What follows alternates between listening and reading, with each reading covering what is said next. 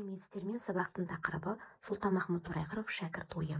Сабақ мақсаттары: шығарма композициясындағы белгілі бір эпизодтың алатын маңызына негіздеме жасау, эпикалық поэзиялық шығармалардағы автор бейнесін анықтау, әдеби көркемдеу құралдарды пайдаланып, шығармадағы табиғат көрінісін, оқиға орнын, кейіпкер бейнесін сипаттап жазу. Берілген сілтеме арқылы өлеңді мұқият тыңдап алыңыздар. Қараңғы қазақ көгіне өрмелеп шығып күн болам. Қараңғылықтың көгіне күн болмағанда кім болам? Мұздаған елдің жүрегін жылытуға мен кірермін. Еңбек бейнет тарауа рахатқа сарқылар. Қыздырып күннің қарауа надандық теңізі тартылар. Орны отайып көгерер, қызықын жайлап ел көрер. Тұрмыс тағдыр бірі де бұл мақсаттан бұралмас.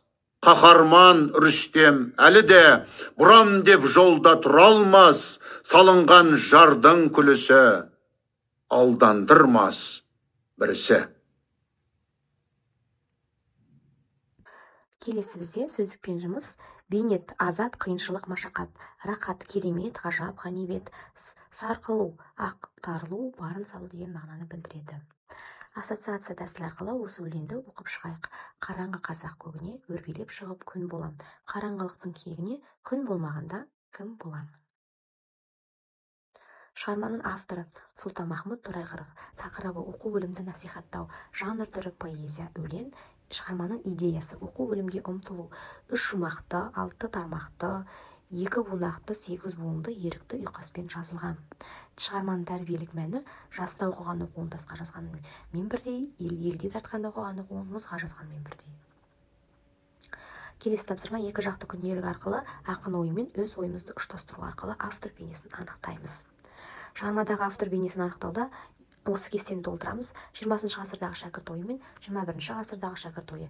Берілген бірінші үзінділерді оқып, жанына кестеге өз ойымызды, пікірімізді білдіріп, 21 ғасырдағы шәкірт ойын жазамыз. Келесі тапсырма: шығармадағы табиғат көрінісін, оқиға орнын, кейіпкер бейнесін сипаттап жазыңыз және де осы кестені толтырамыз. Берілген үзіндінің шығарма сюжетінің маңызды эпизодты екеніне дәлелдер келтіре отырып, өз көзқарасымызды білдіреміз. Шығарманың үзіндіні оқып, шығармадағы үзінді бойынша менің көзқарасым деп екінші кестені толтырамыз.